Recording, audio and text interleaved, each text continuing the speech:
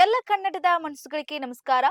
ಕೇಂದ್ರ ಬಜೆಟ್ ವಾಡಿಕೆಯಂತೆ ಫೆಬ್ರವರಿ 1ರಂದು ಕಳೆದ 1 ದಶಕಗಳಿಂದಲೂ ಕೂಡ ಮಂಡನೆ ಆಗುತ್ತಲೇ ಬಂದಿದೆ.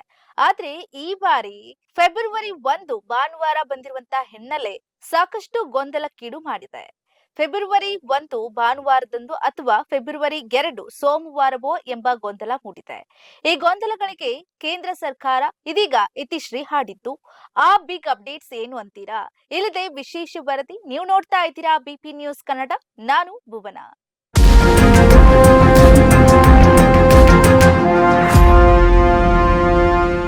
ಕೇಂದ್ರ ವಿತ್ತ ಸಚಿವೆ ನಿರ್ಮಲಾ ಸೀತಾರಾಮನ್ ಫೆಬ್ರವರಿ 1ರಂದು 2026 ಕೇಂದ್ರ ಬಜೆಟ್ ಅನ್ನ ಸಂಸತ್ತಿನಲ್ಲಿ ಮಂಡಿಸುವ ಸಾಧ್ಯತೆ ಇದೆ. ಇದು ಅವರ ಒಂದು ಸತತ 9ನೇ ಬಜೆಟ್ ಮಂಡನೆಯಾಗಲಿದ್ದು, ಈ ಮಂಡನೆ ಹೊಸ ಮೈಲಿಗಲ್ಲನ್ನ ಸಾಧಿಸಲಿದೆ. ಈ ಬಾರಿಯ ಬಜೆಟ್ ಪ್ರಮುಖವಾಗಿ ಆರ್ಥಿಕ ಬೆಳವಣಿಗೆಗಳನ್ನ ಕಾಯ್ದುಕೊಳ್ಳುವುದು ಹಾಗೂ ಮಧ್ಯಮ ವರ್ಗದವರಿಗೆ ಪರಿಹಾರವನ್ನ ನೀಡುತ್ತಾ ಎಂಬ ಪ್ರಶ್ನೆ ಇದೀಗ ಉದ್ಭವ ಆಗ್ತಾ ಇದೆ. ಈ ಹಿಂದೆ ಕೇಂದ್ರ ಬಜೆಟ್ 1999ರಲ್ಲಿ ಹಣಕಾಸು ಸಚಿವರಾಗಿದ್ದಂತ ಯಶವಂತ್ ಸಿನ್ಹಾ ಅಟಲ್ ಬಿಹಾರಿ ವಾಜಪೇಯಿ ಅವರ ನೇತೃತ್ವದಲ್ಲಿ ಸರ್ಕಾರದ ಅವಧಿಯಲ್ಲಿ ಬಜೆಟ್ ಮಂಡನೆಯ ಸಮಯವನ್ನ ಬೆಳಿಗ್ಗೆ 11 ಗಂಟೆಗೆ ಬದಲಾಯಿಸಲಾಗಿತ್ತು. ಈ ಸಮಯ ಈಗಲೂ ಕೂಡ ಮುಂದುವರೆದಿದೆ. ಆದ್ರೆ ವಿಶೇಷ ಅಂದ್ರೆ ಬಜೆಟ್ ಮಂಡನೆ ದಿನಾಂಕವನ್ನ 2017ರಲ್ಲಿ ಸಂಸತ್ತಿನ ಅನುಮೋದನೆಯೊಂದಿಗೆ ಫೆಬ್ರವರಿ 1ಕ್ಕೆ ಬದಲಾಯಿಸಲಾಯಿತು.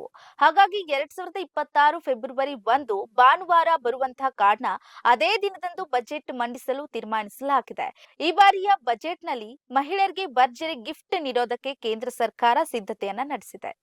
ಮಹಿಳೆಯರಿಗೆ ಹೆಚ್ಚಿನ ಹಣಕಾಸಿನ ಶಕ್ತಿಯನ್ನ ನೀಡುವ ಯೋಜನೆಗಳನ್ನ ಈ ಬಾರಿಯ ಬಜೆಟ್ನಲ್ಲಿ ಘೋಷಣೆ ಮಾಡುವಂತ ಸಾಧ್ಯತೆ ಹೆಚ್ಚಳವಾಗಿದೆ. ಇನ್ನು ಜನ್ಧನ್ ಅಕೌಂಟ್ ಹೊಂದಿರುವಂತಹ ಮಹಿಳೆಯರಿಗೆ ಬ್ಯಾಂಕ್ನಿಂದ ಸಾಲ ಸೌಲಭ್ಯ ಹಾಗೂ ಇನ್ಶೂರೆನ್ಸ್ ಯೋಜನೆಗಳನ್ನ ಬಜೆಟ್ನಲ್ಲಿ ಕೊಡುವಂತ ಸಾಧ್ಯತೆ ಹೆಚ್ಚಳವಾಗಿದೆ. ಇನ್ನು ಗ್ರಾಮೀಣ ಭಾಗದ ಉದ್ಯಮಗಳಲ್ಲಿ ಬೆಂಬಲಿಸುವಂತ ಸಾಲ ಸೌಲಭ್ಯ, ಸ್ವಸಹಾಯ ಸಂಘಗಳಿಗೆ ಸಾಲ ಸೌಲಭ್ಯವನ್ನ ಘೋಷಿಸುವುದು ಕೇಂದ್ರ ಸರ್ಕಾರ ಈಗ ಹೆಚ್ಚಳವಾಗಿ ಪರಿಗಣಿಸ್ತಾ ಇದೆ.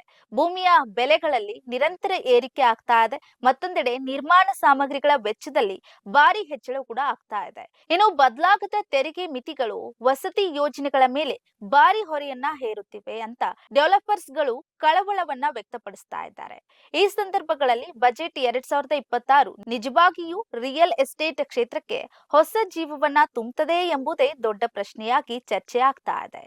ಇದಷ್ಟೇ ಅಲ್ಲದೆ ಈ ಬಾರಿಯ ಬಜೆಟ್ನಲ್ಲೂ ಕೂಡ ಪೆಟ್ರೋಲ್, ಡೀಸೆಲ್ ಹಾಗೂ ಚಿನ್ನದ ಬೆಲೆಯೂ ಕೂಡ ಇಳಿಕೆಯಾಗುವ ಸಾಧ್ಯತೆ ಇದೆ ಎನ್ನಲಾಗ್ತಾ ಇದೆ. ಈ ಒಂದು ಮಹತ್ತರ ಬೆಳವಣಿಗೆ ಬಗ್ಗೆ ಜನಸಾಮಾನ್ಯರು ಮೋದಿ ಲೆಕ್ಕ ಏನಾಗಲಿದೆ ಅಂತ ಕಾಯ್ತಾ ಇದ್ದಾರೆ. ಇದಾಗಿತ್ತು ಈ ಹೊತ್ತಿನ ಸ್ಪೆಷಲ್ ರಿಪೋರ್ಟ್. ನೈಜ ಹಾಗೂ ತಾಜಾ ಸುದ್ದಿ, ಪ್ರಾಮಾಣಿಕ ವರದಿ, ನಿಷ್ಠುರ ವಿಶ್ಲೇಷಣೆಗಾಗಿ ಸದಾ ನೋಡ್ತಾ ಇರಿ ಬಿಪಿ ನ್ಯೂಸ್ ಕನ್ನಡ. ಇದು ಕನ್ನಡಿಗರ ಪ್ರತಿಧ್ವನಿ.